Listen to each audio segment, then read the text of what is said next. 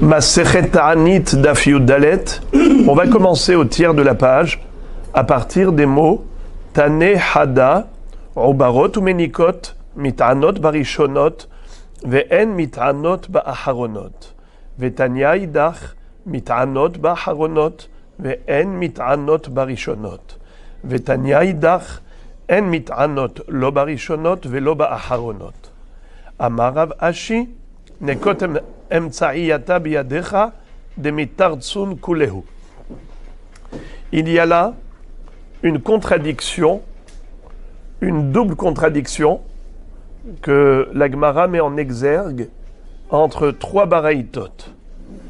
On a trois baraïtot, chacune d'elles dit autre chose. Et donc on a contradiction sur contradiction. De quoi s'agit-il ? Vous vous rappelez, on avait appris dans la Mishnah que si jamais il y avait de la sécheresse, ou on verra plus tard même une autre détresse, il fallait organiser des jeûnes, des prières. Alors, si par exemple la pluie n'est pas tombée, alors il faut organiser, après une certaine date, Chodesh qui se lève, alors il faut, au début, que les Talmidei Chachamim jeûnent, Bet he bet, lundi, jeudi, lundi. Si la pluie n'est toujours pas tombée après le jeûne des Yehidim, alors c'est le Tzibour. Le Tzibour va jeûner 3 jours. Bet he bet, lundi, jeudi, lundi. Si la pluie n'est toujours pas tombée, le Tzibour va jeûner encore 3 jours. Bet he bet. Seulement, quelle est la différence entre les 3 premiers jeûnes et les 3 derniers jeûnes? C'est que les 3 premiers jeûnes, en fait, c'était des jeûnes légers. Premièrement, c'est que ça commençait depuis le matin jusqu'au soir, alors que les derniers jeûnes, ça commençait depuis la veille, depuis la tombée de la nuit, comme à Tisha B'Av, avant le coucher du soleil, comme à Kippour. Deuxième différence, c'est que pour les premiers jeûnes, on n'a pas de restriction au niveau des autres jouissances. Tandis que pour les derniers jeûnes, c'est comme à Tisha B'Av, où on n'a pas le droit ni de manger, de boire, ni même des autres jouissances. On a des restrictions par rapport au lavage, au frictionnement, au port des chaussures, la vie conjugale, et évidemment manger et boire.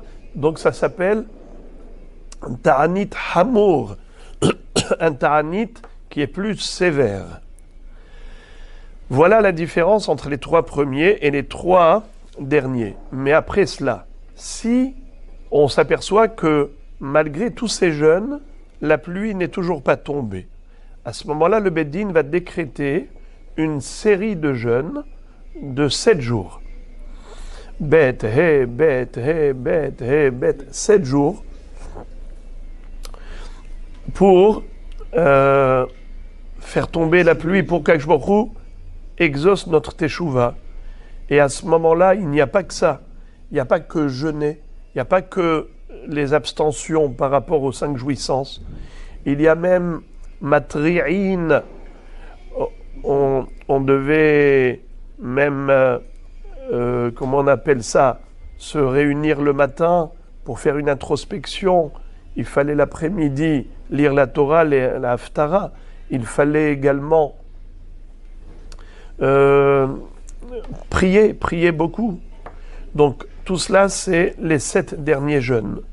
Alors récapitulons, il y a 3 tranches, 3 étapes.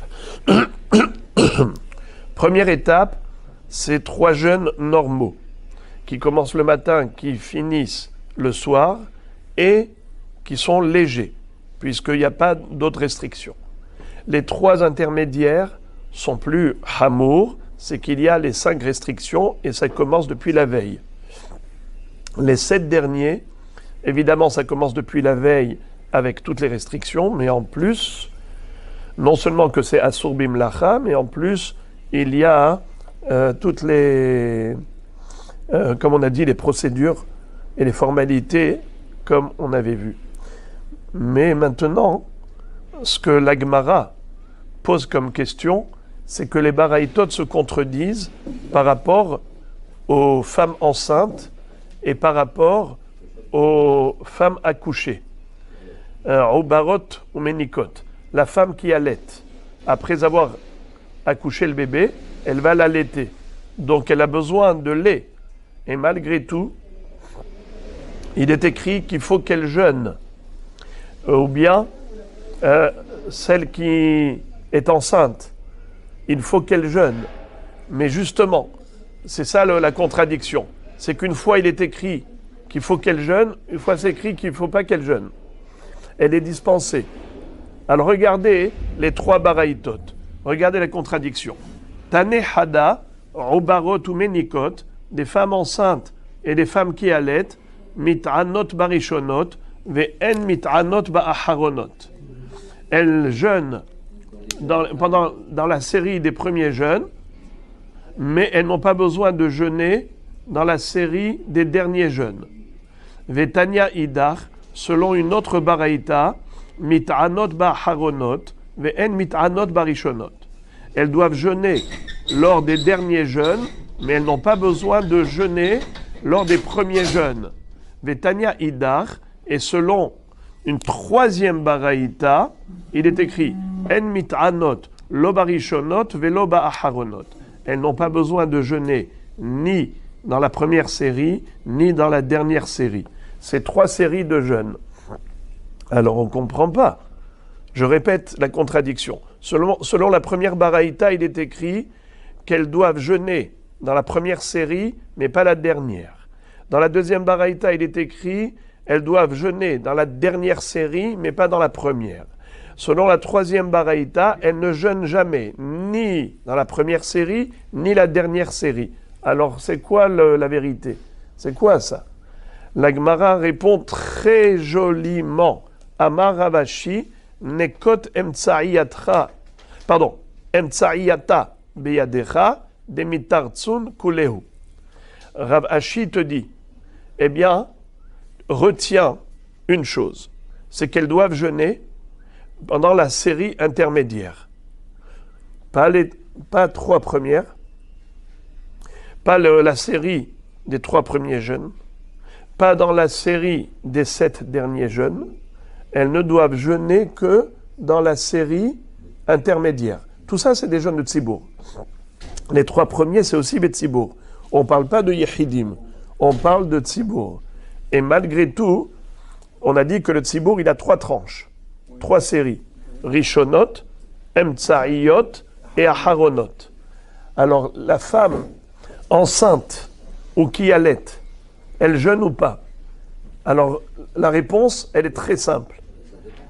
Non, il n'y a pas de ça dépend. Regardez, c'est clair. Premier jeûne, première série, non. Deuxième série, oui. Troisième série, non. C'est ça ce qu'il faut retenir. Et avec ça, si tu as compris ça, tu as la réponse à la double contradiction. Maintenant, regardez, reprenons depuis le début. Qu'est-ce que disait la première baraïta? Ubarot ou menikot, mit'anot barishonot, ven mit'anot baharonot. Elles doivent jeûner lors des premiers jeûnes, mais pas les derniers jeûnes. Qu'est-ce que ça veut dire? C'est plus léger. Alors, mais pourquoi on les appelait, pourquoi on a dit mit'anot barishonot, ven mit'anot baharonot? On vient de dire que la halacha, il n'y en a qu'une. Personne ne remet en cause, il n'y a pas de mahloket. Ces 3 baraïtot qui a priori se contredisent, Rav Ashi nous révèle un secret merveilleux. Il nous dit, voilà la halacha. La halacha, c'est que Emtsa'i, la tranche intermédiaire, Emtsa'i, c'est quoi la tranche intermédiaire? Les 3 du milieu. À ce moment-là, elles doivent jeûner. Rega. Elles doivent jeûner au milieu. Les 3 intermédiaires. Pas les 3 premiers jeûnes et pas les 7 derniers jeûnes. Ça, c'est la halacha. Avec ça, tu dois expliquer les 3 baraïtot qui se contredisent et tu dis, il n'y a pas de contradiction. Rabotaï, comment peut-on comprendre ces 3 baraïtot pour dire qu'elles ne se contredisent pas? Qu'est-ce qui est écrit dans la première baraïta? Mit'anot, barishonot, velo ba'aharonot.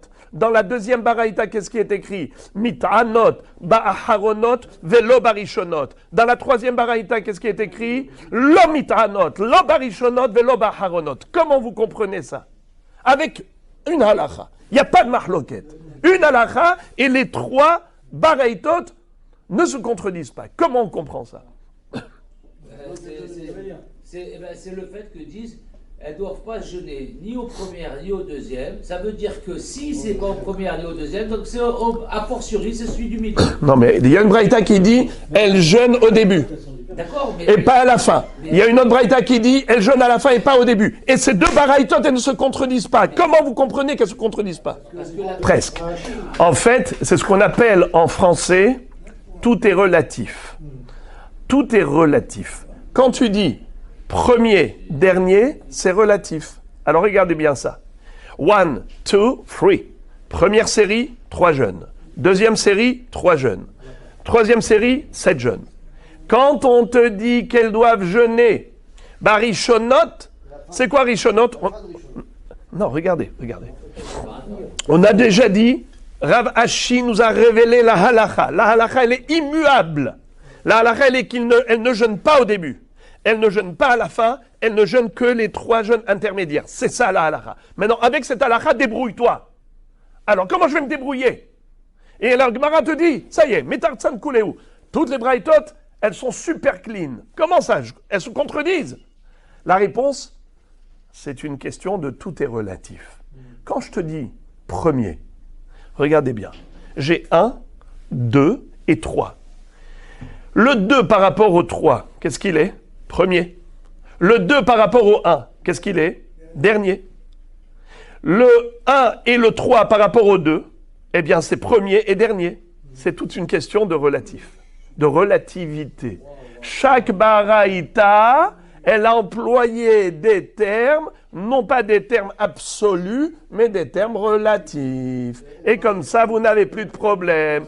Alors à Botaï, regardez, maintenant je vous repose la question. Expliquez-moi la braïta qui dit elles doivent jeûner Rishonot et pas Aharonot. Qu'est-ce que ça veut dire?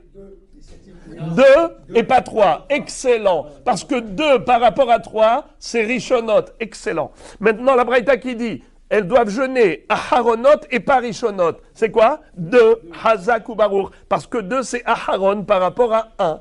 Tov Meod. Et quand on a dit elle ne jeûne ni au début ni à la fin, ça veut dire quoi? Le 1 et le 3, elle ne jeûne pas, elle ne jeûne que le 2. Tout va bien dans le meilleur des mondes. Maintenant, c'est étonnant que ce langage, on n'a pas l'habitude d'avoir des langages aussi farfelus. En général, on est assez direct. On va droit au but. Là, c'est un peu spécial. Alors, Rashi dit 2 choses. Premièrement, Rashi dit que c'est Tsahut al-Lashon. Ça veut dire que pour que le langage soit concis. Alors on dit Rishonot Aharonot. Et à toi de te débrouiller avec la Chokhma. Et c'est quoi la Chokhma? C'est quoi la raison en fait? Écoutez comment c'est beau ce que nous dit Rashi. Pourquoi elles sont dispensées des premiers jeûnes? Pourquoi est-ce qu'elles sont dispensées des derniers jeûnes? Pourquoi elles ne sont Hayavot que de la série de jeûnes intermédiaires? Alors écoutez ce que dit Rashi. Rashi dit, les 3 premiers jeûnes, on a dit qu'ils sont légers. Ça commence depuis le matin et pas depuis la veille. Deuxièmement, la seule restriction, c'est manger et boire, mais pas les autres jouissances. Étant donné que ces jeûnes sont légers, ça veut dire que la situation n'est pas encore grave. Étant donné que la situation n'est pas encore gravissime, alors on n'oblige pas les femmes enceintes et les femmes qui allaitent de jeûner. On ne les oblige pas à jeûner. Ça, c'est première dispense. Maintenant, pourquoi on les dispense aussi des 7 derniers jeûnes? Au contraire, si on jeûne les 7 derniers jeûnes, c'est parce que la situation, elle est dramatique, elle est catastrophique, à tel point qu'on a imposé une série de 7 jeûnes. Alors pourquoi elles sont dispensées? Rachid dit parce que c'est insupportable pour elles de jeûner 7 jours alors qu'elles sont enceintes ou qu'elles allaitent leur bébé. On ne va pas être gozer, une gezera, à l'encontre d'une femme qui se trouve dans une situation déjà délicate. C'est la raison pour laquelle elles sont dispensées. Alors elles sont dispensées des jeûnes légers, et elles sont dispensées des 7 derniers jeûnes parce que c'est trop long. C'est trop. Tu ne peux pas exiger autant d'une femme enceinte et d'une femme qui allait. La seule série où elle participe, c'est la série intermédiaire, qui d'une part est grave, la situation est grave, d'autre part c'est supportable, parce que c'est juste 3 jours. Bête et bête. Voilà. Maintenant, la Gemara continue et nous dit Ma elu yeterot ala rishonot, ela shebe elu matri'in veno'alim et hanuyot. La Mishnah avait posé la question en disant en quoi les 7 derniers sont supérieurs à la série précédente, à savoir les 3 jeunes intermédiaires. Et la Gemara et la Mishnah de répondre qu'il y a 2 choses. Premièrement, matri'in, c'est que dans les 7 derniers jeunes, matri'in, et on va voir tout de suite c'est quoi la traduction de matri'in. Deuxièmement, c'est que no'alim et hanuyot, on ferme les magasins, les épiceries, on ferme. Pourquoi on ferme? Pour pas qu'ils souffrent en voyant les aliments, ils ne peuvent pas manger. Alors, bemaï matri'in. Bemaï matri'in, qu'est-ce que ça veut dire? On est matri'a. Rav Yehuda Amar beshofarot. C'est qu'on sonne le shofar, on fait trou'a, matri'in. Pour réveiller les gens à la teshuva, car le pasuk dit Aïtaka shofar ba'ir ve'am lo yeheradu. Est-ce que quelqu'un peut rester insensible et indifférent à la sonnerie du shofar? Mais le shofar fait vibrer les cœurs. Et Rav Yehuda, Bere de Rav Shmuel bar Shelat Mishme de Rav Amar be'anenu. Tu veux savoir qu'est-ce que ça veut dire matri'in? C'est la tefila. Anenu. Qu'est-ce que vous comprenez, les amis? C'est quoi anenu? Vous aviez cru que c'est anenu du ta'anit. Anenu, avez-nous bien? Soba ta'anit azé. Eh bien, non. C'est pas de cela qu'il s'agit. C'est Anenu Eloke Abraham. Anenu. Anenu. Elo Yitzhak. Anenu. Anenu. Eloke Yaakov. Anenu. Comme dit Rashi, Hakol kefi she'omrim besof ha-selihot. Comme on a l'habitude de dire dans les slihot. C'est ça le Anenu. C'est ça matri'in. Ensuite, la Gemara maintenant va analyser cette mahloket. Il y a un Rav qui te dit que matri'in ça veut dire beshofar, trou'at shofar. Et l'autre il dit matri'in c'est anenu. Et le cas Abraham anenu. Kasal kadatin, on a cru au début, mande amar be'anenu, lo amar beshofarot. Ou mande amar beshofarot, lo amar be'anenu. Celui qui a traduit matri'in comme étant Troat shofar, alors lui, il ne dit pas qu'il faut dire anenu. Pour lui, matri'in, c'est pas la tfila, c'est pas anenu. Et celui qui dit anenu, c'est la tfila. Celui qui dit matri'in, c'est la tfila de anenu. Il ne dit pas anenu pour shofar. Alors, justement, le mot matri'in, ça ne veut pas dire shofar, parce que si c'était le shofar, on aurait dit meri'in. Comme c'est écrit dans la Mishnah, dans Maseret Rosh Hashanah. Meri'in, par exemple, regardez la Gemara dans Maseret Rosh Hashanah, Daftet Zain Amud Bet. Là-bas, la Gemara pose la question, elle dit Lama Meri'in, Keshem Yoshvin, ou Meri'in, Keshem Omdim, Kedei Arvev et Satan. Ou bien, Kol Shana, She'en Meri'in la be Tchilata, Meri'in la be Sofa. Toute année où on ne sonne pas le shofar au début, eh bien malheureusement il y a du mal qui arrive à la fin. Donc tu vois que meri'in, c'est ça qui veut dire shofar, on ne dit pas matri'in. Alors celui qui dit matri'in, il a du mal, mais il dit bon ça vient du mot trou'a. Mais en réalité c'est pas comme ça qu'on parle. Quand on veut parler de la sonnerie du shofar, on ne dit pas matri'in, on dit meri'in ba shofar.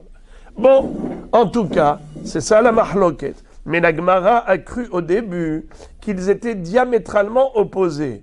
Celui qui dit que matri'in c'est shofar, eh bien il pense que non, il n'y a pas de anenu. Celui qui dit matri'in, ça veut dire la tfila, il dit matri'in, ça ne veut pas dire shofar. Ça veut dire que le mot matri'in c'est ou ça ou ça. Ça ne peut pas contenir deux connotations différentes. Matri'in, ça peut pas vouloir dire et tfila et shofar, c'est ou l'un ou l'autre. Celui qui a dit ça, il a dit ça, celui qui a dit ça, il a dit ça. C'est comme ça que la Gemara a cru au début. Mais tout de suite, elle va dire non, c'est pas vrai. Tu vas voir que d'après tout le monde, Matri'in, ça veut dire shofar. La mahloket, est-ce que Matri'in, ça peut vouloir dire aussi tfila? Mais shofar, c'est sûr. Comment on va le prouver? La Gemara nous dit, Ve'atanya, quelle est la preuve? En pohatin mi sheva ta'aniot ala tzibur, shebahen yutchet atraot, vesiman la davar yericho, veyericho shofarot ava. Qu'est-ce que ça veut dire? Pendant les 7 ta'aniot, on a au minimum 18 atraot. C'est quoi 18 atraot? Vous vous rappelez ce qu'on avait appris la semaine dernière? C'est que il y a 6 brachot supplémentaires qu'on rajoute dans la Hamida. On a 18 plus 6. Car pendant le Ta'anit des 7 Ta'aniot, c'est-à-dire la troisième série de Ta'aniot, à ce moment-là, on doit rajouter 6 bénédictions dans la Hamida, comme on va le voir Be'ezrat Hashem dans la Mishnah plus tard. Et ces 6 bénédictions se rajoutent aux 18. Alors 18 plus 6, ça fait 24.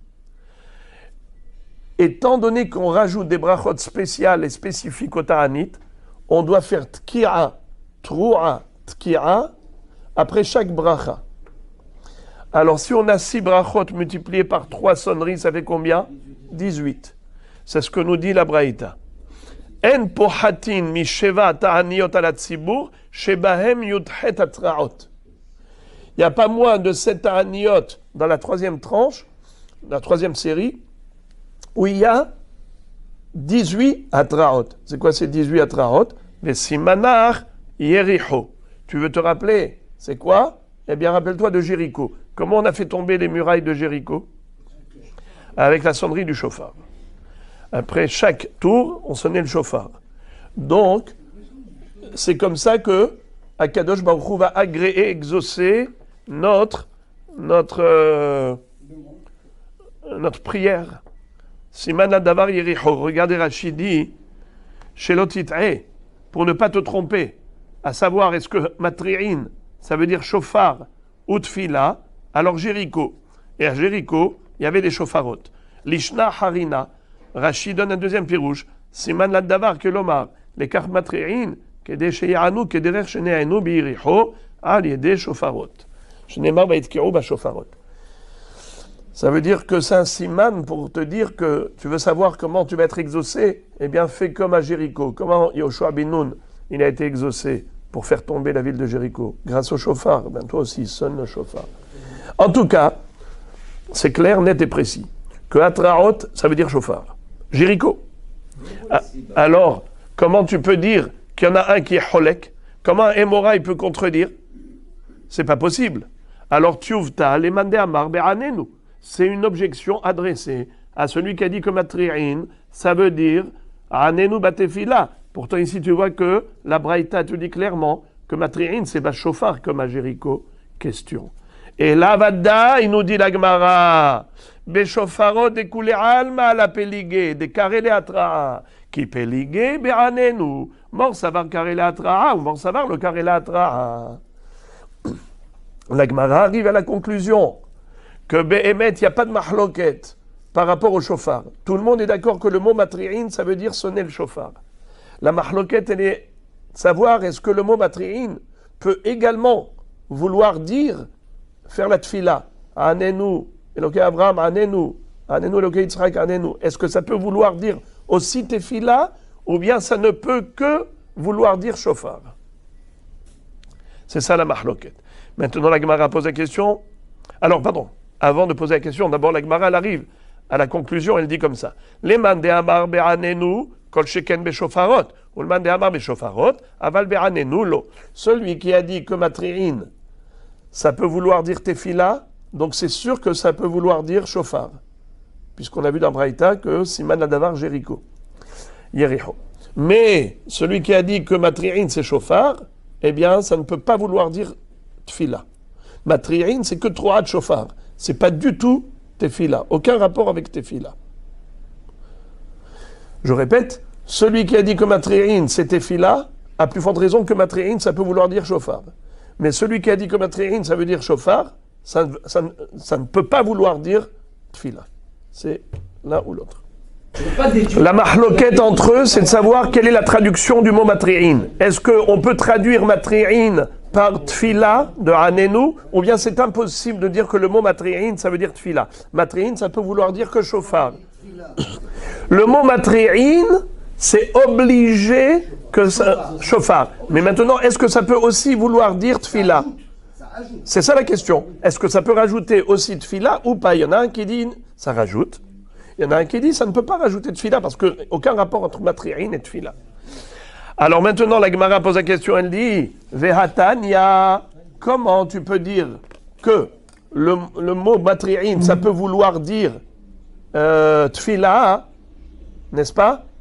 Pourtant, il est écrit Ush'ar kol mine pour anuyot amitrag geshot kegon hikur hagav zevuv vetzira veyatushin veshiluach nehashim ve'akrabim lo hayu matri'in אלא צועקים, ומדי צעקה בפה, התרעה בשופרות.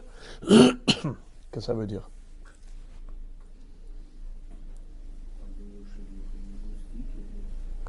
La Gemara nous dit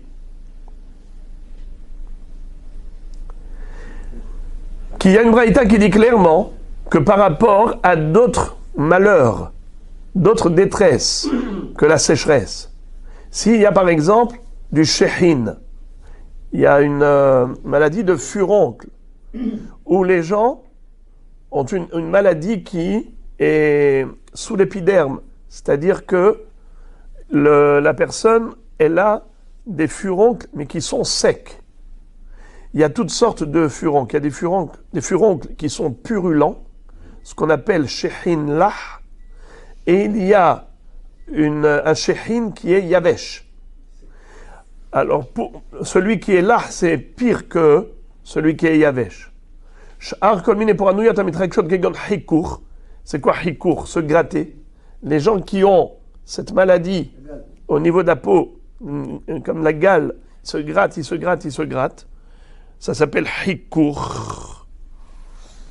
Ou bien hagav, ou bien s'il y a des sauterelles, ou bien zevuv, il y a trop de mouches, vetsira, des frelons, vietushim, des insectes qui leur rentrent dans les narines et dans les oreilles de partout.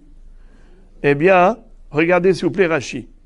Rashi dit Hagav, Arbe, Ketargumo, Sotrel, Tsira, Roketset et Adam, qui pique l'homme, Yetushim, Nichnasim be'enav ou be'hotamo, qui lui rentre dans les yeux et dans le nez. Hikur, Kemo nithaker bakotel. Alors, pour tout cela, il y a des jeûnes. Il faut jeûner. Il faut plutôt prier, hurler. Ou bien shiluach nehashim ve'akrabim. S'il y a des serpents et des scorpions qui sont envoyés du ciel. C'est écrit shiluach. Pour tout cela, qu'est-ce qui est écrit? Lo hayu matri'im ela tzorakim. Ils n'étaient pas matri'im, ils étaient tzorakim. Traduction. Alors dites-moi. Tzorakim, c'est quoi, c'est chauffard? Non. Lo hayu matri'im ela tzorakim. Pour tous ces malheurs, on n'était pas matriya, on était seulement tzorek. Tzorek, c'est pas de fila. Mais attends, c'est pas pour l'instant. Alors la Gemara fait la déduction suivante. Midetseaka bape, hatra'a bashofarot. La déduction de la Gemara, elle est limpide comme l'eau de roche. La Gemara te dit, tu vois ici clairement, lo hayu matri'in, ela tzorakim. C'est quoi tseraka, les amis? Qui peut me dire c'est quoi la traduction de tseraka? C'est quoi des? Tefila. Où est-ce qu'on retrouve que c'est la tefila? Dans la Torah, qu'une prière s'appelle tefila. Vaïtzaku bene Israël el Hashem. Quand ils étaient devant la mer Rouge avec les Égyptiens derrière, qu'est-ce qu'ils ont fait les bénis Israël? Ils ont prié. Comment ils ont prié? Une tefila comme ça légère, en chantant. Ils ont crié. Ils ont appelé Hashem au secours, au secours. Ça s'appelle tseraka, le cri du cœur. Alors, quand la Braïta te dit clairement, Lo hayu matri'im et la tsoakim, on n'a pas besoin de matri'in, ça suffit d'être tsoak. Alors c'est quoi matria? Pas du tout.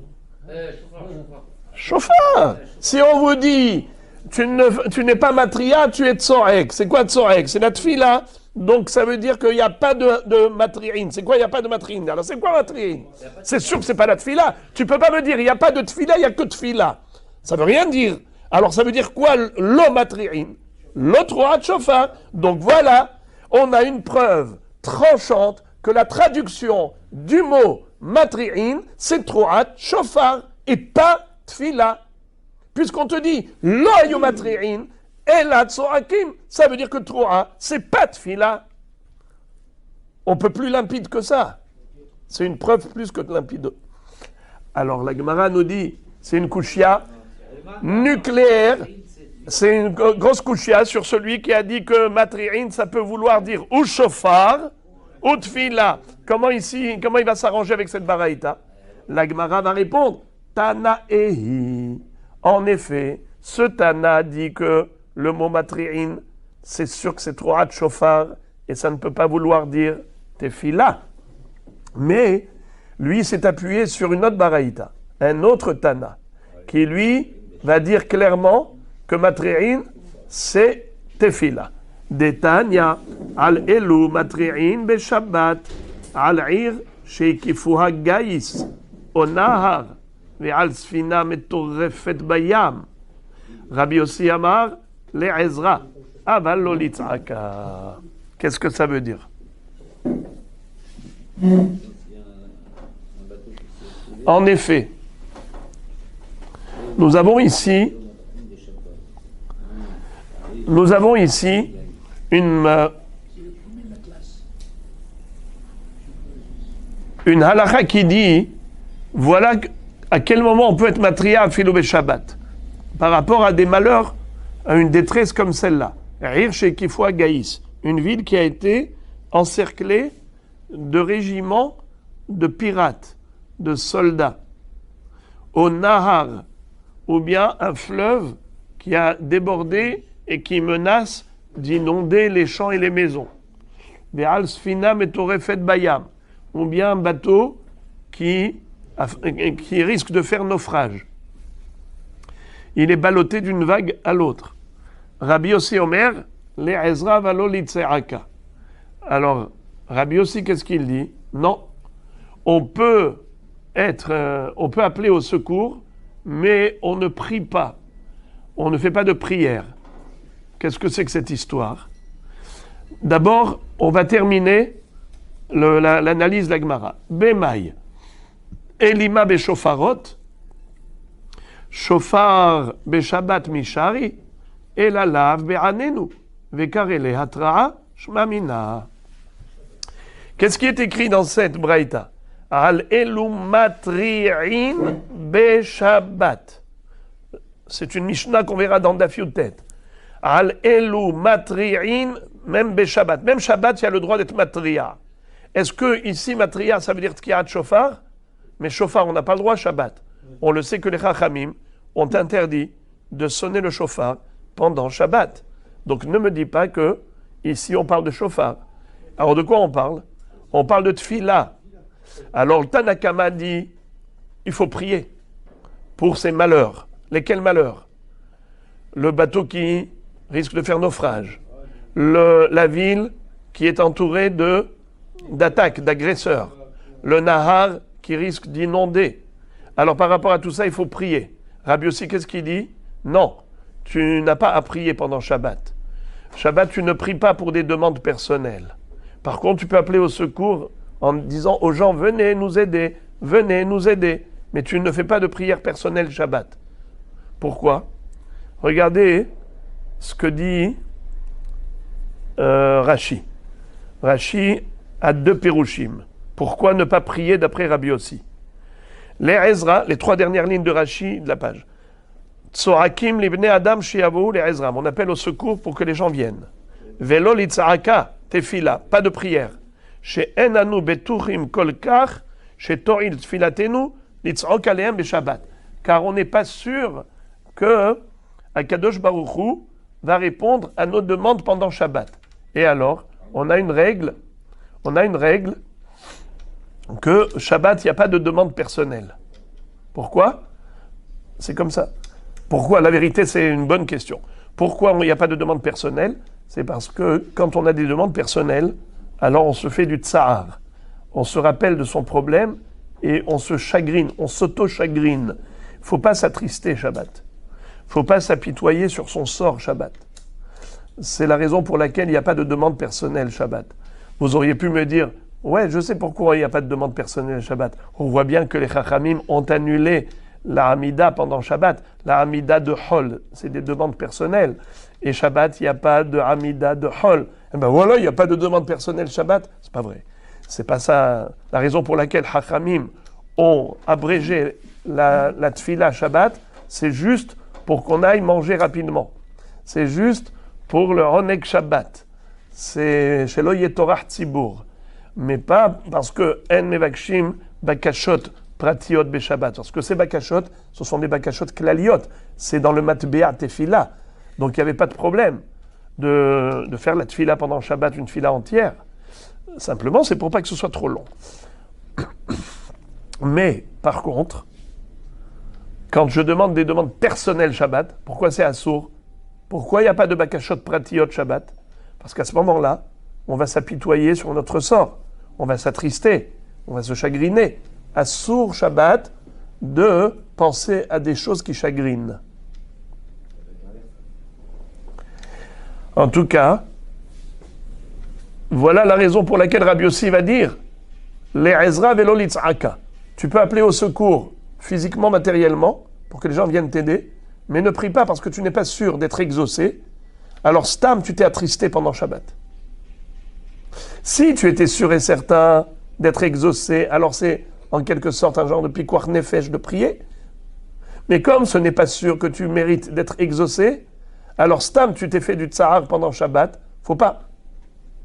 Vous entendez quel pirouche ? Ça, c'est un premier pirouche. Deuxième, regardez qu'est-ce que dit Rashi. Au début, il a dit c'est mipi mori. C'est ce que j'ai entendu de mon maître. Lishna harina. Deuxième pirouche. Les Ezra de Ka'amar Tanakama, matri'in mashma bikol ram. Amar le Rabbi Yossi, les Ezra, sheyu mitpalelim kol echad bebeto, les Ezra be'alma. Qu'est-ce que ça veut dire ? La mahloket entre Tanakama et Rabbi Yossi, c'est à savoir est-ce qu'on organise une tfila betzibour ou bien chacun chez soi. Ça veut dire que les Ezra, en fait, ça parle de Ezra, c'est une tfila. Même Ezra et même Tseraka, c'est une tfila. Mais tu peux prier en tant que Ezra, que Hashem il t'aide, mais tu ne peux pas prier en tant que Tseraka. Quelle est la différence ? Ezra, c'est biyahid. Tseraka, c'est betzibour. Il ne faut pas organiser Shabbat, une prière collective, même pour la détresse, parce que c'est manifester un chagrin pendant Shabbat en public. Alors qu'il ne faut pas Shabbat. Alors quoi ? Chacun il fait Tehillim chez soi. Chacun il prie de manière personnelle, individuelle, pas une prière collective. Ça c'est le deuxième pirouche de Rashi. C'est merveilleux. Ken Rabbi. Et maintenant la Gemara va nous raconter une histoire. Bishne de Rabbi Yehuda Nesi'a, Havat Sa'ara, Gazar, Tlat Esre Ta'aniot, Velo I'ane. Savar les Migzar Tfe, Amar les Rabbi Ami, Hare Amrou, En Matrichin, Et Atzibur, Yoter Midai. Qu'est-ce que ça veut dire ? Ce fut à l'époque de Rabbi Yehuda Nesi'a. C'est pas Rabbi Yehuda Nassi. C'est petit-fils. C'était le petit-fils de Rabbeinu Akadosh. Lui, à son époque, il y a eu une détresse. Il y a eu un malheur qui a sévi. Et qu'est-ce qui s'est passé ? Il a décrété 13 jeûnes. Comment on fait 13 jeûnes, les amis ? Aidez-moi à compter. Bravo ! 3 et 3 et 7, ça fait 13. 13 jeûnes. Vélo Yane. Et malheureusement, il n'y a pas eu de réponse céleste. Il n'y a pas eu de délivrance. Savar les Migzar fait. Il a pensé rajouter encore plus de jeûnes. Amarle Rabbi Ami. Rabbi Ami a dit à Rabbi Danesi, ah, Hare Amrou, En Matrichin et Atzibur, Yoter Midai. Hachamim, qui ont fixé les 13 jeûnes, ils ont dit qu'il ne faut pas décréter plus que cela. Il ne faut pas alourdir le tzibour. La Gemara nous dit que Rabbi Abba, Amar Rabbi Abba, Béré de Rabbi Hiya bar Abba, c'est pas mal. Rabbi Abba portait le nom de son grand-père. Rabbi Abba, le fils de Rabbi Hiya bar Abba. Il a dit, Rabbi Ami des Avad, des Garmé ou des Avad. Tu veux savoir pourquoi Rabbi Ami a fait cette remarque et il a empêché Rabbi Udan Nessia de décréter plus de jeûne? C'est parce qu'il n'avait pas envie de jeûner. Alors il lui a dit, tu sais, le tzibour, il ne faut pas trop l'alourdir. Mais en fait, c'est pas vrai. Il aurait dû rajouter. Pourquoi? Et la Rabbi Hiya bar Abba, Rabbi Yochanan, lo shanu el alig shamim, avalish armine pour anuyot, mitanin veolchim, ad sheyanu min hashamayim. C'est-à-dire que, quand est-ce qu'on ne rajoute pas plus de jeûnes que 13 jeûnes? C'est uniquement quand il s'agit de sécheresse. Mais quand il s'agit d'une autre détresse, un autre malheur, d'une autre nature, oui, on peut jeûner même plus que 13 jeûnes. Jusqu'à ce qu'il soit répondu du ciel. Tanya Nameachi, c'est une braïta d'ailleurs qui le confirme, que chez Amrou, Shalosh, ou que chez Amrou, Sheva, Lo Amrou Edalik Shamim, Avalish Armine pour Anuyot, Mit'anim Veolchim Ad Sheyanu.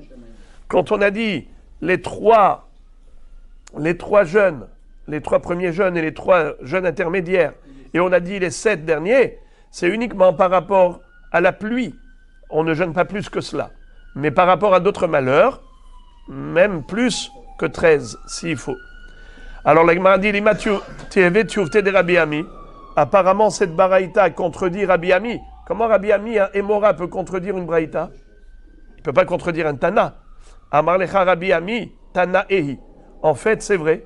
Cette baraïta que tu as citée, elle me contredit. Mais moi, je me suis appuyé sur d'autres Tanaïm. Que quoi?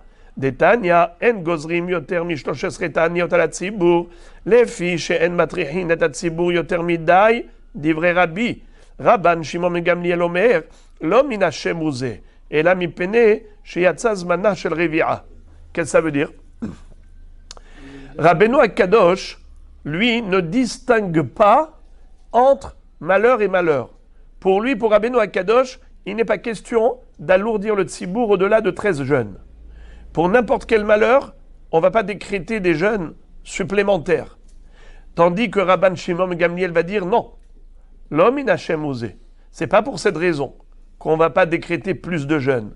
C'est que tout simplement, la pluie, une fois qu'on a dépassé un certain zman, Mishiatsan Nissan, Viarduk Shamim, Enzela Siman Klala, ça ne sert plus à rien. Cette pluie, elle ne sert plus à rien. Pourquoi tu veux maintenant encore décréter un jeûne pour qu'il y ait de la pluie? Une fois que le zman de la Revi'a est dépassé, ça ne sert à rien. Alors, c'est pour cela qu'on va pas jeûner plus que ça. Mais pour d'autres malheurs, pourquoi pas? Eh bien, tout ce qu'on a vu. Par exemple, une attaque d'agresseurs qui vient attaquer la ville, ou bien il y a une inondation, une crue du fleuve, ou une maladie, ou un virus, coronavirus. Et maintenant, la Gemara va nous raconter une histoire. Bishne de Rabbi Yehuda Nessia, Havat Sa'ara, Gazar, Tlat Esre Ta'aniot, Velo I'ane. Savar les Migzart fait, Amar les Rabbi Ami, Hare Amrou, En Matrichin, Et Atzibur, Yoter Midai. Qu'est-ce que ça veut dire? Ce fut à l'époque de Rabbi Yehuda Nessia. C'est pas Rabbi Yehuda Nassi. C'est petit-fils. C'était le petit-fils de Rabbeinu HaKadosh. Lui, à son époque, il y a eu une détresse. Il y a eu un malheur qui a sévi. Et qu'est-ce qui s'est passé? Il a décrété 13 jeûnes. Comment on fait 13 jeûnes, les amis? Aidez-moi à compter. Bravo! 3 et 3 et 7, ça fait 13. 13 jeûnes. Vélo Yane. Et malheureusement, il n'y a pas eu de réponse céleste. Il n'y a pas eu de délivrance. Savar les Migzart fait. Il a pensé rajouter encore plus de jeûnes. Amarle Rabbi Ami. Rabbi Ami a dit à Rabbi Udanessi, Hare Amrou, En matrichin et atzibur yoter midai. Hachamim, qui ont fixé les 13 jeûnes, ils ont dit qu'il ne faut pas décréter plus que cela. Il ne faut pas alourdir le tzibour. La Gemara nous dit que Rabbi Abba, Amar Rabbi Abba Bere de Rabbi Hiya bar Abba. C'est pas mal. Rabbi Abba portait le nom de son grand-père. Rabbi Abba, le fils de Rabbi Hiya bar Abba. Il a dit, Rabbi Ami de Avad et Garmé ou de Avad. Tu veux savoir pourquoi Rabbi Ami a fait cette remarque et il a empêché Rabbi Udan et Sia de décréter plus de jeûne? C'est parce qu'il n'avait pas envie de jeûner. Alors il lui a dit, tu sais, le tzibour, il ne faut pas trop l'alourdir. Mais en fait, c'est pas vrai. Il aurait dû rajouter. Pourquoi? Et la Chiyama Rabbi Hiya bar Abba, Rabbi Yochanan, Loshano et la Lig Shamim, Avalish Armine pour Anuyot, Mitanin Veolchim, Adsheyanu Mina Shamaim. C'est-à-dire que quand est-ce qu'on ne rajoute pas plus de jeûnes que 13 jeûnes? C'est uniquement quand il s'agit de sécheresse. Mais quand il s'agit d'une autre détresse, un autre malheur, d'une autre nature, oui, on peut jeûner même plus que 13 jeûnes. Jusqu'à ce qu'il soit répondu du ciel. Tanya Nameachi, c'est une braïta d'ailleurs qui le confirme, que chez Amrou Shalosh ou que chez Amrou Sheva, Lo Amrou Elalik Shamim, Avalish Armine pour Anuyot, Mitanim Veolchim Adsheyanu. Quand on a dit les trois jeûnes, les 3 premiers jeûnes et les 3 jeûnes intermédiaires, et on a dit les 7 derniers, c'est uniquement par rapport à la pluie. On ne jeûne pas plus que cela. Mais par rapport à d'autres malheurs, même plus que 13, s'il faut. Alors la Gemara dit, de Rabbi Ami. Apparemment, cette baraïta contredit Rabbi Ami. Comment Rabbi Ami Emora peut contredire une braïta? Il ne peut pas contredire un Tana. Amar lecha Rabbi Ami, Tana Ehi. En fait, c'est vrai. Cette braïta que tu as citée, elle me contredit. Mais moi, je me suis appuyé sur d'autres Tanaïm. Que quoi? Des Tanya, en gozrim yoter mishloshes retaniot ala tzibur, lefi she'en matrichin et tzibur yoter midai, divrei Rabbi. Rabban Shimon ben Gamliel omer, lo min Hashem uze, ela mipene sheyatza zmana shel revi'a. Qu'est-ce que ça veut dire? Rabbeinu HaKadosh, lui, ne distingue pas entre malheur et malheur. Pour lui, pour Rabbeinu HaKadosh, il n'est pas question d'alourdir le tzibour au-delà de 13 jeûnes. Pour n'importe quel malheur, on ne va pas décréter des jeûnes supplémentaires. Tandis que Rabban Shimon Gamliel va dire non. L'homme in Hashem osé. C'est pas pour cette raison qu'on ne va pas décréter plus de jeûnes. C'est que tout simplement, la pluie, une fois qu'on a dépassé un certain zman, Mishiatsan Nissan, Viarduk Shamim, Enzela Siman Klala, ça ne sert plus à rien. Cette pluie, elle ne sert plus à rien. Pourquoi tu veux maintenant encore décréter un jeûne pour qu'il y ait de la pluie? Une fois que le zman de la Revi'a est dépassé, ça ne sert à rien. Alors, c'est pour cela qu'on va pas jeûner plus que ça. Mais pour d'autres malheurs, pourquoi pas? Eh bien, tout ce qu'on a vu. Par exemple, une attaque d'agresseurs qui vient attaquer la ville, ou bien il y a une inondation, une crue du fleuve, ou une maladie, ou un virus, coronavirus. Shalhoule bene Ninve le Rabbi, kegon Anna de afilu bitkufat Tammuz ba'inan mitra, echina avid, ke yehidim daminan o ke rabim daminan, ki yehidim daminan ou beshomea tefila, o ke rabim daminan ou bebirkat hashanim. Ils habitaient en Australie. Les habitants de Ninvé, qui avaient un climat différent. Et ils ont envoyé poser la question à Rabbeinu HaKadosh. Nous, les habitants de Ninive, de Ninvé, on a besoin de pluie, même au mois de Tammuz. Comment doit-on prier pour demander la pluie à Dieu au mois de Tammuz? Est-ce qu'on est considéré comme des Yehidim ou bien comme Rabbim? Qu'est-ce que ça change? Si on est considéré comme des individus isolés ou comme un public, alors dans ce cas-là, si on est considéré comme des individus qui ont un besoin individuel, où est-ce qu'on demande le besoin individuel? Eh bien, on le demande à Shomea Tefila. Mais si c'est un besoin collectif et qu'on considère que notre besoin à nous, même si en Eretz Israël, ce n'est pas le Zman de la pluie, le mois de Tammuz, ce n'est pas le Zman de la pluie en Eretz Israël, mais nous, comme on en a besoin, eh bien, notre tzibour à nous, il a le droit de faire dans la Hamida Barech Aleinu. Barech Aleinu, c'est-à-dire Veten Talo Matar Livracha al Kol Pene Adama, et faire une tfila normale, comme en hiver. Nous, en Eretz Israël, en été, on ne dit pas Veten Talo Matar, mais eux, c'est leur tfila. Parce que chez eux, c'est une Ozman. Alors, est-ce qu'ils sont considérés comme des individus isolés ou bien comme un tzibour? Il a répondu, eh bien, vous êtes considérés comme des individus isolés et votre demande de tental omatar livracha, ça doit être dans Shomea Tefila et pas dans Barech Aleinu. Métiv, et la Gemara pose une question, elle dit, mais comment tu peux dire une chose pareille? Pourtant, il y a une braïta qui dit, Amar Abiuda, Ematai Bizman Shashanim Ketikunam. Quand est-ce que, en effet, on fait ce ta'anit, le ta'anit Sibour, et on s'arrête de jeûner au mois de Nissan, Bizman Shashanim Ketikunam? Ça veut dire que les années, elles sont normales. Comme quoi, on sème au mois de Cheshvan, et on moissonne au mois de Nissan. Israël shurim al admatam, et Israël habite en Eretz Israël, et c'est vrai que le climat d'Eretz Israël correspond à cette saison. Cheshvan, Zri'a, Ketzira, Nissan. Aval bazmanazé, à Kol Efi Hashanim. Mais maintenant que les saisons, elles sont différentes, puisque Israël n'est plus en Eretz Israël, le peuple juif, il est dispersé dans les quatre coins du monde, à Kol Efi Hashanim.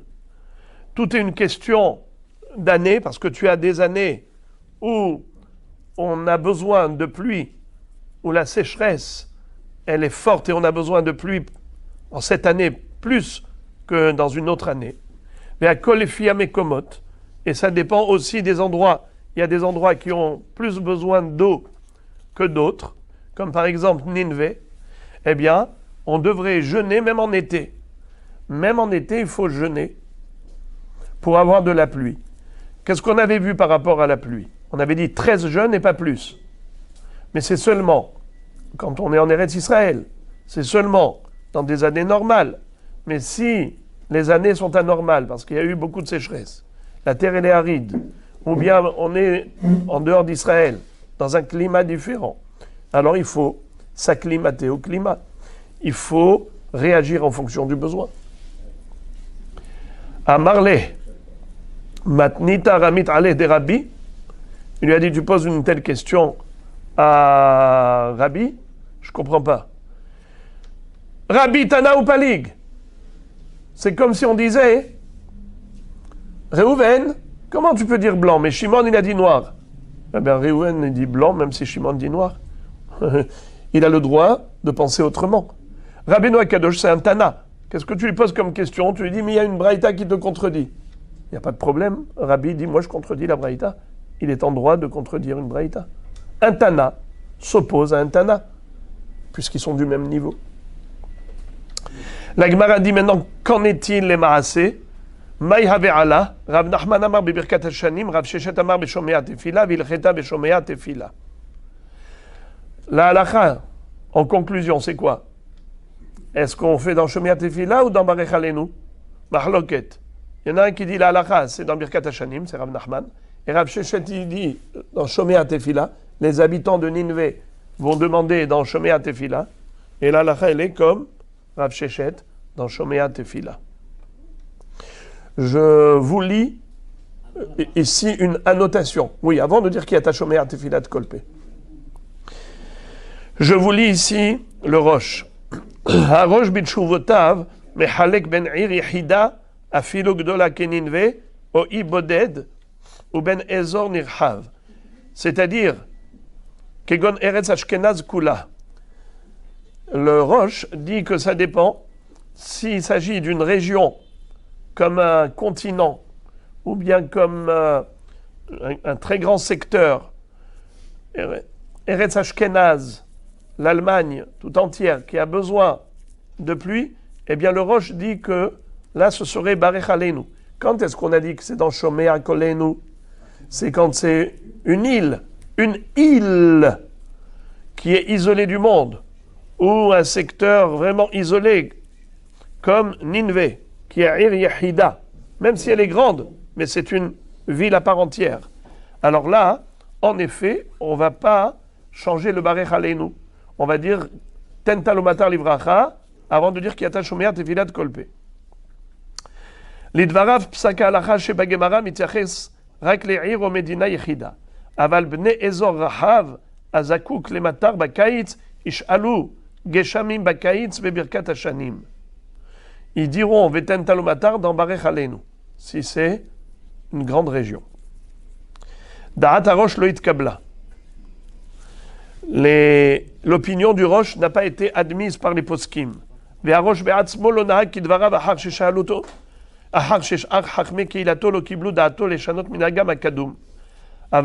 Rosh lui-même, il n'a pas fait comme il a été posek, parce qu'il a vu que son psak n'a pas été admis par sa kehila. אבל הוראתו יש לה בכל זאת השלכות הלכתיות. באשר לתעניות על עצירת גשמים מחוץ לארץ ישראל, יש אומרים שכמו שדינם כיחידים ואינם רשאים לשאול גשמים מברכת השנים, אלא בפרק מן השנה שהיא עונת גשמים בארץ ישראל, כך אינם רשאים לגזור תענית ציבור. ואם מכריזים הם על תענית דינה כתענית יחיד, אין השליח ציבור אומר בעננו כברכה בפני עצמה בחזרת התפילה, ואין קוראים בה קריאה של תענית ציבור, דהיינו פרשת ויחל. C'est Rabbeinu Yoel et Ravia. Il y a des rishonim qui pensent que s'il y a des secteurs du monde, en dehors d'Israël, qui ont besoin de pluie et qui souffrent de la sécheresse, eh bien, ils n'ont pas à décréter un ta'anit tsibour.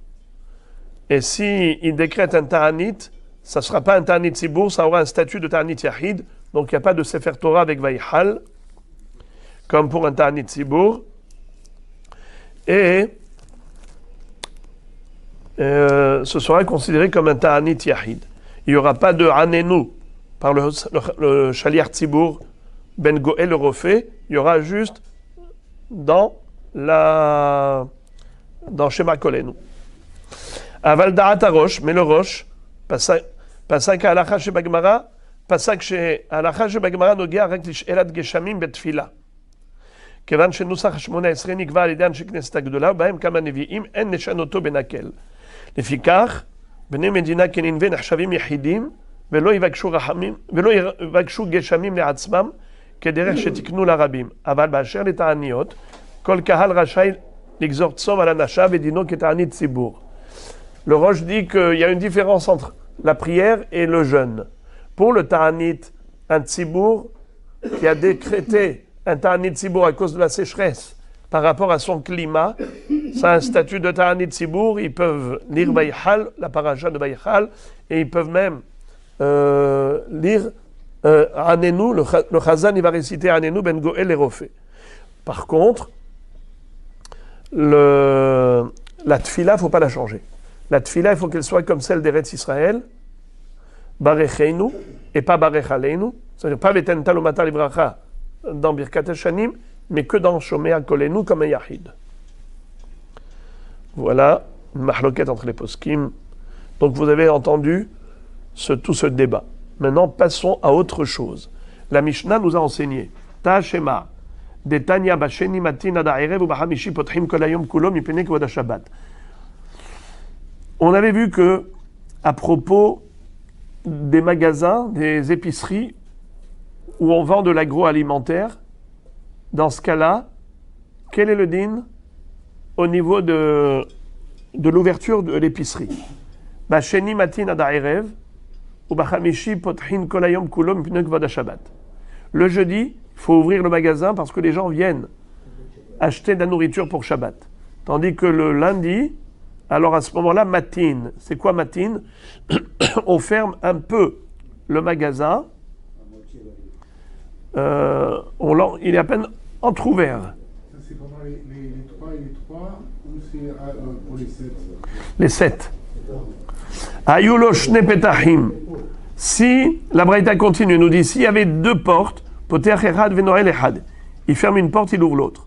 Ayalo itzteba keneged pitro. S'il y avait une estrade, un étalage devant devant son magasin, de manière à ce que les gens de l'extérieur ils ne peuvent pas voir l'intérieur du magasin. Alors dans ce cas-là, Poter Kedarko Ben Hoshesh, il peut ouvrir totalement la porte, même la deuxième porte. Pourquoi? Parce que les gens ne voient pas. Ils ne vont pas souffrir de ce qu'ils... ils vont pas souffrir en voyant l'intérieur. Pourquoi il faut fermer? Pour ne pas que les gens souffrent un jour de jeûne. En voyant des aliments, ils ne peuvent pas manger. Mais là, comme il y a une estrade, Itzteba, alors il n'y a pas de problème. Encore, la Mishnah nous a dit si les 7 jeunes, ça veut dire les 13 jeunes sont passés, même les 7, il n'y a pas eu de réponse divine, il n'y a pas eu de délivrance, mais Ma'atin bemasa ou matan, il faut réduire le business, ou bebinyan ou bentia, réduire la construction, réduire la plantation. Tana bebinyan, binyan shel simcha, netia, netia shel simcha. Quand on a dit qu'il faut réduire ces activités, on parle de quelle activité? On parle de construction de joie et de plantation de joie. Qu'est-ce qu'on appelle construction de joie? Ze abonné bet hatnut libno. C'est quelqu'un qui construit un dénuptial pour son fils. Ça veut dire qu'il a la possibilité de faire la choupa de son fils ailleurs et il construit une choupa spécialement. Alors ça s'appelle binyan shel simcha qui est interdite en cette période. Mais si il n'a pas d'autre choupa, il n'a pas le choix que de construire une choupa pour son fils, c'est permis. Qu'est-ce qu'on appelle une plantation de joie? C'est le Abournaki Shel Melachim. C'est quoi Abournaki Shel Melachim? Il y a 2 pirouchim dans Rashi. Premier pirouche, c'est qu'on plantait un arbre pour faire avec le tronc d'arbre le trône. Le jour de l'intronisation du roi, on fabriquait le trône avec le tronc d'arbre qu'on avait planté spécialement à la naissance de ce roi. Ça veut dire le prince est né. Quand le prince est né, on plante un arbre. Et avec le tronc de cet arbre, on fera son trône. Premier pirouche. Deuxième pirouche, à Bourneke Shel Melachim, c'était des grands arbres qui avaient des branches qui s'étendaient au lointain et qui servaient au roi pour aller se rafraîchir à l'ombre de cet arbre quand il le souhaitait. Comme ça dit Rashi, Lishna harina ilan gadol amesech ala haaretz, les tayel amelech tahtav. Le trône, il était fait comment? On coupait l'arbre pour faire le trône? Le trône, oui, on coupait l'arbre. Parce qu'après vous dites qu'il faut qu'il s'abrite avec... Non, 2 pirouchim différents. Rashi donne ou ce pirouche ou ce pirouche. Et il dit, c'est quoi Abournaké du roi? C'est le premier pirouche possible, c'est qu'on parle du trône qui est fabriqué avec le tronc d'arbre. Ou bien, un autre pirouche, Abournaké Shen Melachim, c'est l'arbre qui servait à ombrager. Et je ne sais pas si vous avez déjà vu, comment il s'appelle? À En-Gedi. À En-Gedi, là-bas, vous avez des arbres qui s'étendent, mais à des longueurs incroyables. Incroyables. D'abord très haut, mais pas seulement haut. Mais une souka, c'est-à-dire l'arbre lui-même, c'est des branches qui ne se terminent pas. Et qui s'enchaînent les uns les autres, les arbres. C'est-à-dire vous êtes comme ça sous les arbres, vous êtes sous des branches, une grande souka naturellement faite.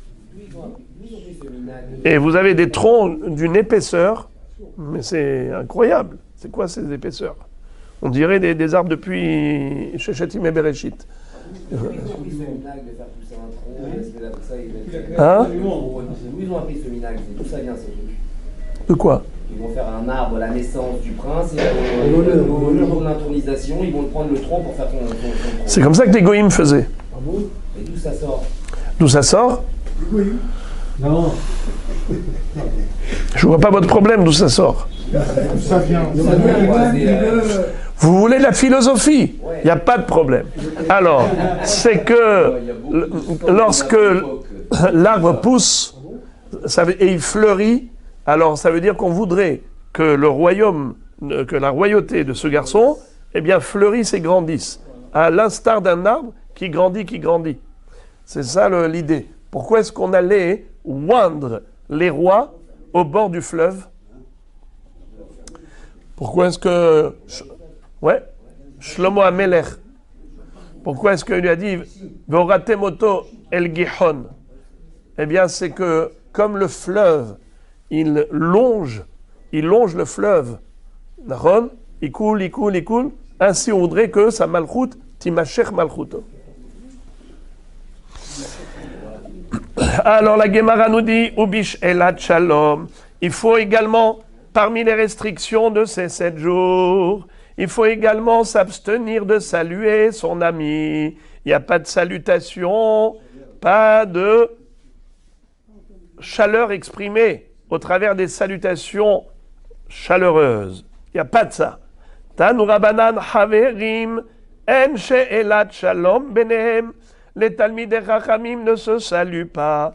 Amei haaretz sheshoalim mahzirim lahem besafar rafa ou bekoved rosh. Si un ignorant te salue, alors qu'est-ce qu'il faut faire quand un ignorant te salue? Alors tu lui réponds comme ça, gentiment, calmement, mais pas avec toute la chaleur et le rayonnement habituel. Généralement, quand quelqu'un te salue, qu'est-ce que tu dois répondre? Alechem shalom. Tu dois être chaleureux quand quelqu'un t'a salué. Si tu n'as pas répondu aux salutations de quelqu'un, tu es un voleur. Gezelat he'ani bebatechem. Vous avez volé le pauvre. Qu'est-ce qu'il a volé au pauvre? Le pauvre, il n'a rien à voler. Oui, il t'a dit shalom, tu n'as pas répondu. Eh bien, tu as volé. Ou bien, gezelat he'ani, aniya, la anot. Tu as dit shalom, réponds. Sois respectueux, réponds. Alors, qu'est-ce qu'on fait? On ne va pas lui bouder. Un ignorant, il t'a dit Shalom Aleichem, même un jour de Tisha B'Av, tu réponds calmement, pas chaleureusement. Mais Safarafa, Koved Rosh, tu réponds sérieusement, à voix basse. Vehem mit'atefim v'yoshvim kavedim kimnudim. Mais les Talmidei Chachamim doivent se comporter comme des endeuillés, enveloppés avec leur capuchon jusqu'au nez, comme des excommuniés, qui venaient Adam à Nezoufim Lamakom, comme des gens à qui, à Kadosh Baruch Hu, quelque part, comme s'ils sont grondés. Ad she'irahamu alehem min hashamayim, jusqu'à ce que du ciel on ait pitié d'eux. Aïe, aïe, aïe, aïe, amar Rabbi Elazar en Adam hashuv rashai, lipol al panav. Aïe, aïe, aïe, aïe, aïe, aïe, aïe, aïe. Un homme qui veut être répondu de Dieu et il veut faire ce qu'on appelle Nefilat Apaim, tomber sur sa face comme Yoshua bin Nun. Nefilat Apaim, la vraie Nefilat Apaim, c'est se mettre allongé par terre, face à terre. Un homme important n'a pas le droit de faire cela. Pourquoi?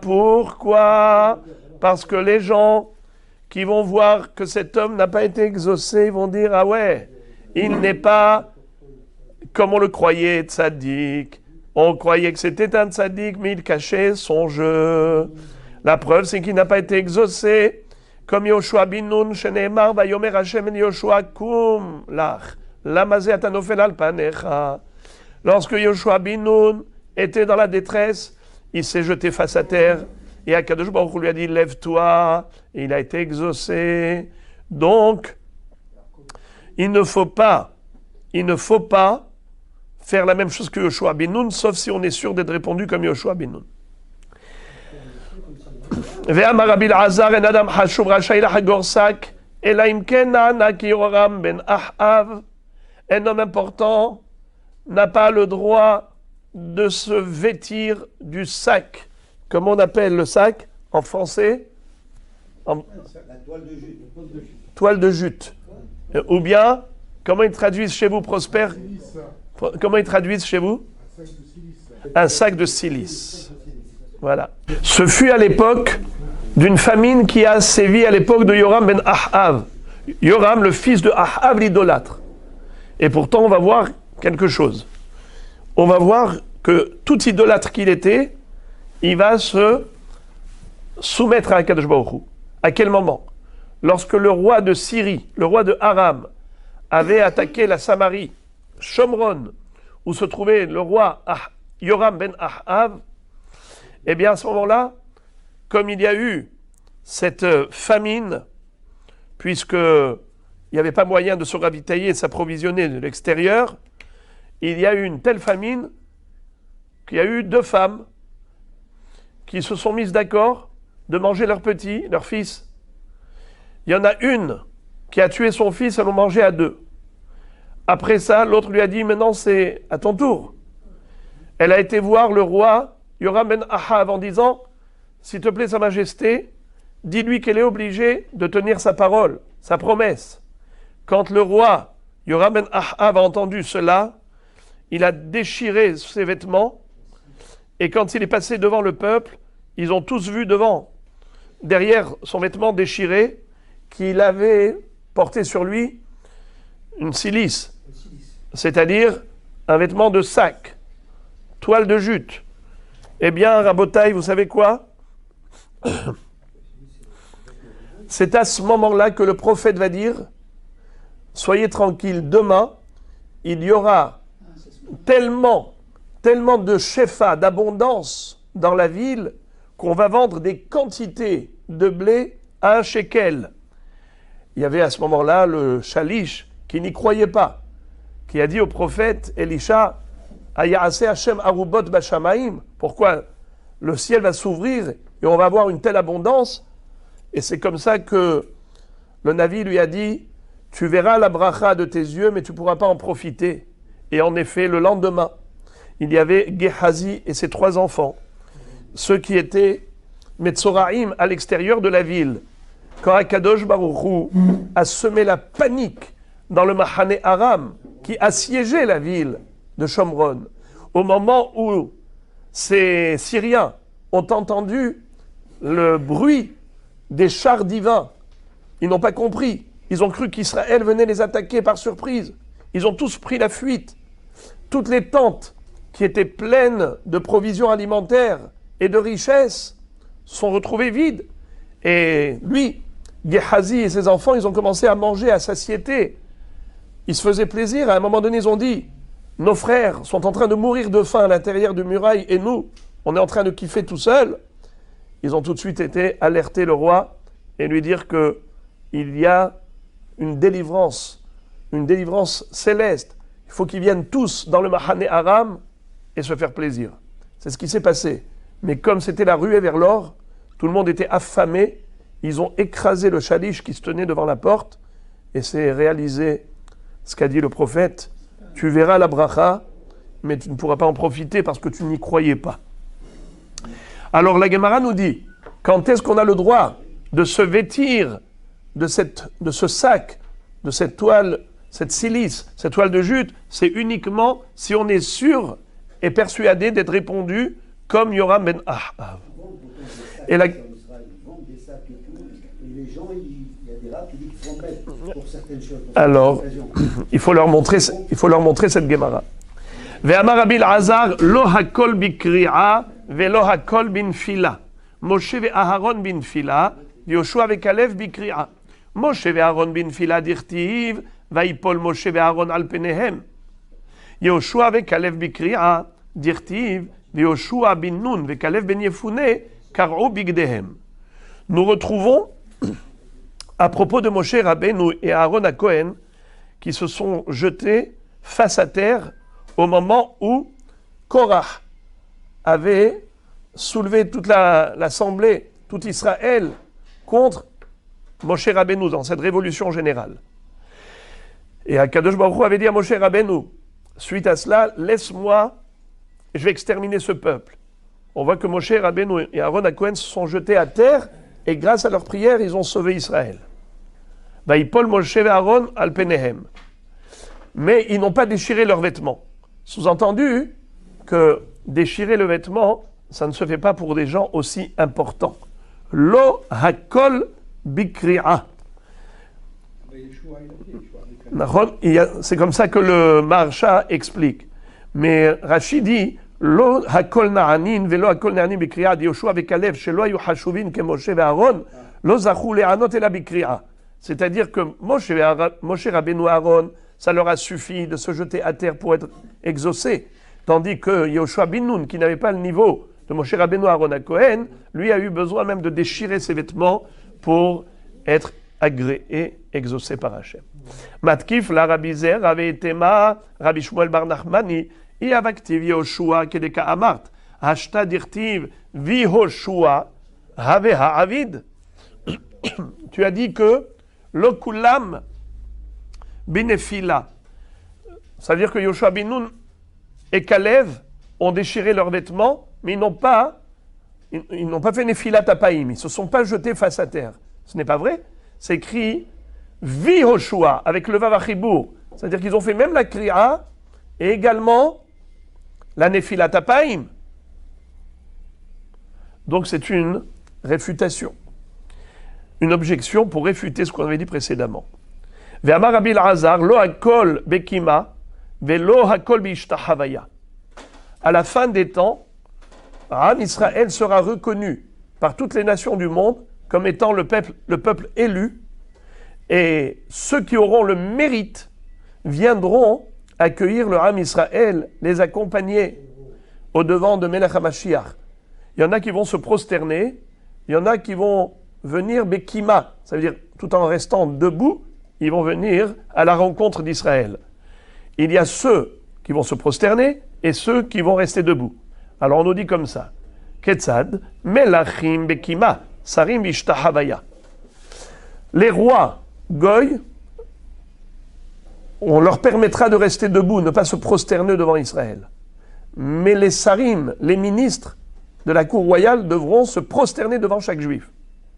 Melachim Bekima Dirtiv, Koamar Hashem, Goel Israël Kedosho, Kedosho, Livzo Nefesh, Lim Taev Goy Le'evet Moshlim, Melachim Ir'u Vekamu, Vesarim Bishtahavaya Dirtiv, Sarim Bishtahavu.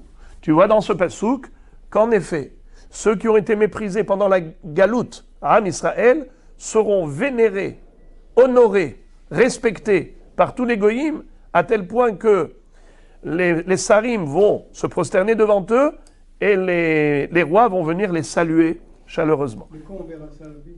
On attend impatiemment, et bien Azrat Hashem, chaque jour ça peut arriver. Matkif la Rabbi Zerave etema Rabbi Shmuel bar Nachmani, Iavaktiv, Vesarim ishtahavu kedeka amart, Ashta dirtiv sarim ve ishtahavu, ha veha avud. C'est-à-dire que les ministres, premièrement, ils vont se lever devant Israël, comme les rois qui vont se lever devant Israël, tandis que les sarim, non seulement qu'ils vont se lever, ils vont aussi se prosterner. Havea Avoud.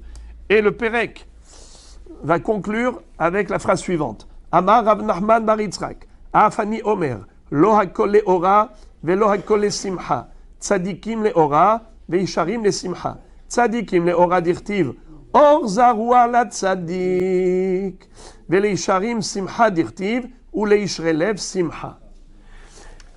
Pas tout le monde méritera la simcha. Il y en a qui vont mériter que la lumière, mais pas la simcha.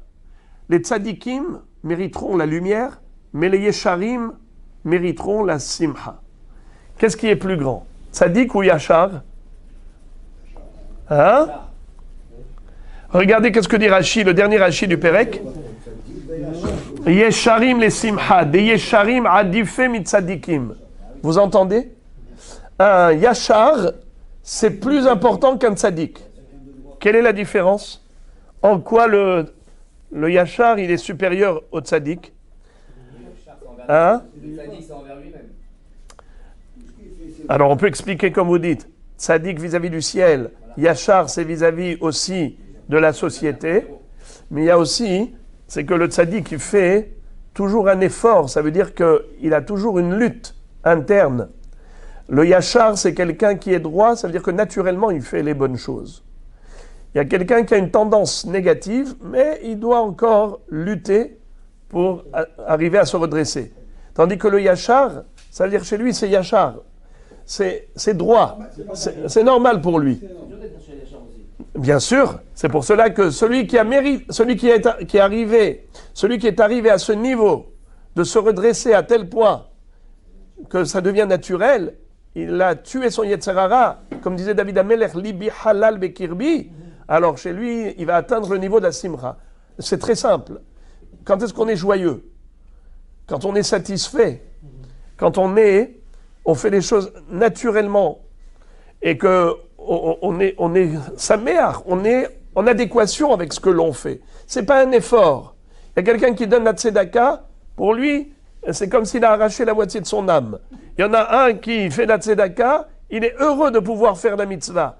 Alors, celui-là, il a simcha. Celui-là, il aura la lumière parce que finalement, il a fait la mitzvah. Les aura. Mais la simcha, c'est quelqu'un qui a compris le bien fondé du bien. Celui qui a compris que on est là dans ce monde que pour faire le bien. Alors il est satisfait, au contraire. Chaque effort qu'il fournit, ce n'est pas un effort. Pour lui, c'est naturel, c'est yachar. Voilà, Rabbi Isai, Hadran Alach, Me'ematai, on a terminé le premier pérec de Masechet Ta'anit.